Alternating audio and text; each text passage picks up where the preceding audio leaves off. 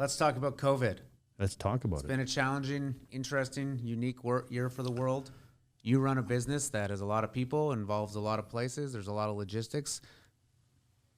How'd it work? What'd you do? Well, again, right from the start, it's kind of like running a mine. People, COVID, and there's a bit of a panic. If you have an incident, the first thing people do is they kind of freeze and they stop. Mm-hmm. When you stop, you always have to have a method of getting back in operation. That was okay, there's a safety incident. What do? We investigate, we fix, and we get back to work. In COVID, I kind of anticipated that this is what was going to happen. There was going to be a stop and almost a freeze because of the way that the ethos of our current politicians are. So I knew that if things were going to move forward, I had to take a role as a business owner, business leader, that it was really up to me. It wasn't the government that was going to say go or do different things, and I sure wasn't going to take any government assistance, CERB, or anything like that. I did have an obligation to protect the 400 some odd employees that we had, 400 families that relied on me and the business to continue to go for their welfare. So I really took a conscious effort to okay, guys, what do we have to do differently to service our clients that are in Mexico, that are in Guyana, that are in Botswana and Yukon? And we went to the owners that we work for, and we said, hey, we can still work there. We own a aviation business. We will fly directly from Vancouver to Georgetown, Guyana, and we'll put our people in and out of that to keep it going, to Mexico, to Northern Ontario. So we don't go through the airports. If these are the restrictions that we have, we've got a solution. I mentioned about the barge. We've got a solution to get that drawbridge down and moving. So I put a lot of energy into doing that. We upgraded our private aviation business to a commercial aviation business so that we could actually get paid to do that, not just look after our own bodies on a private basis, but to look after our other customers. So we were able to do things like we're right in the start, but ultimately completed the build out of Pure Gold Mining.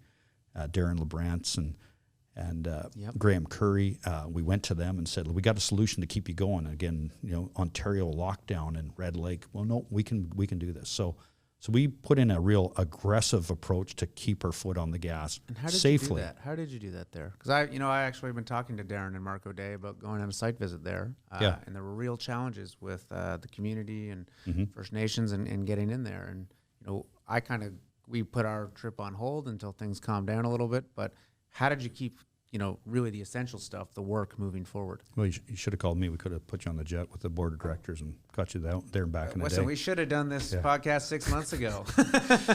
It probably looks better now that they're producing some gold. But anyway, no. So, the mining business, again, we do some nasty stuff with respect to working in challenging conditions, risky conditions, high places, hot places, cold places, faraway places, deep down underground. There's lots of risks, but we've always figured out a way to deal with those risks with either engineering them out or putting procedures in place or appropriate safety gear. So those things apply to COVID. Damn it, we can work around cyanide and we can have safe procedures and equipment and backup systems if things go slightly wrong. We can sure work with the COVID. So convincing our people that there's protocols in place. At the time, even though we, as a society around the world, we probably overreacted with respect to lives on things for 10 days and we've got through that. But okay, if that's what the thinking is, let's make sure we have the safety equipment to have the barriers between the COVID and us. But let's not stop working. Let's demonstrate that. Let's keep our people isolated. So again, the plane, the module of people, their bubble moving from here to there. The same thing with our people coming from Saskatchewan to BC to work. They couldn't fly. Okay, well, let's organize a group commute from northern Saskatchewan to BC to be underground miners. So there's procedures that we can put in place just like we do when we run a mine, whether it's cyanide issues or silicosis or anything else. These are things that you have to be aware of. Make it top of mind. Yeah. Make sure that you can and you got to do some communication and selling to our people. Now, during COVID, we lost a few. We didn't lose anybody to COVID, but we lost people as a result of COVID with respect to some of our employees. The weaker employees fell off our business because they didn't feel comfortable about putting themselves out there. Well, that's actually what I was going to ask and you. So not everything is all rosies. You do lose a few people, and quite frankly, I'm okay with that. That people have choices. So these were people that left the business, not people that passed away. No, exactly. Like I said, we didn't lose people from COVID, but as a result of that was my next question, because you're obviously pretty hard charging, driven guy. I think I'm a pretty compassionate, gentle. I'm a soft spoken. Kaylee? You can be both. You can be both. Now, but did you see the same mentality amongst your clients, amongst the executive and the team at JDS? Were people keen to sort of, for lack of a better word, sort of pull themselves up by the bootstraps and get after it, or was what did you see a more pervasive fear? And you've already partially answered. I saw the fear, and I saw it everywhere, and I saw it in the community where I live in Kelowna and Vancouver here, in business. I saw it in government, obviously. There's the fight, flight, and now our government freeze, the new one. Just don't do anything, and nobody will see me like a ptarmigan or something out in the Arctic tundra. Doesn't help, because eventually you got to come out and you got to deal with the real issue. So that was something that, as myself as a person, there's no way I knew this was not going to go well.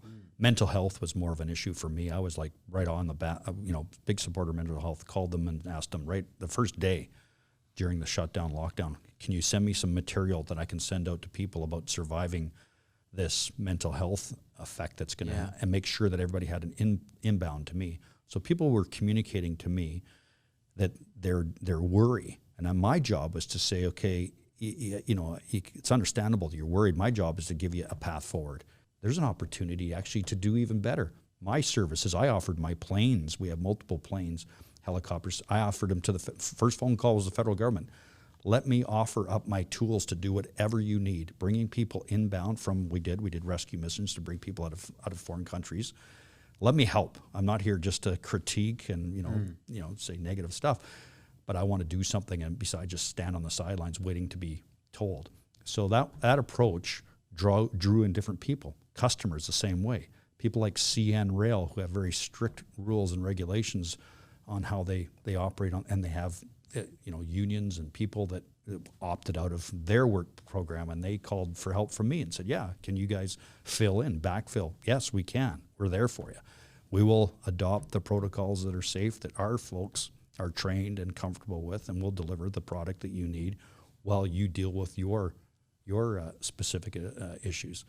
So the business actually grew. We grew a lot, both in terms of things we do, economics that we delivered, but mentally. People grew on becoming more and more socially aware, and we're not going to just take it as it's being delivered from the top.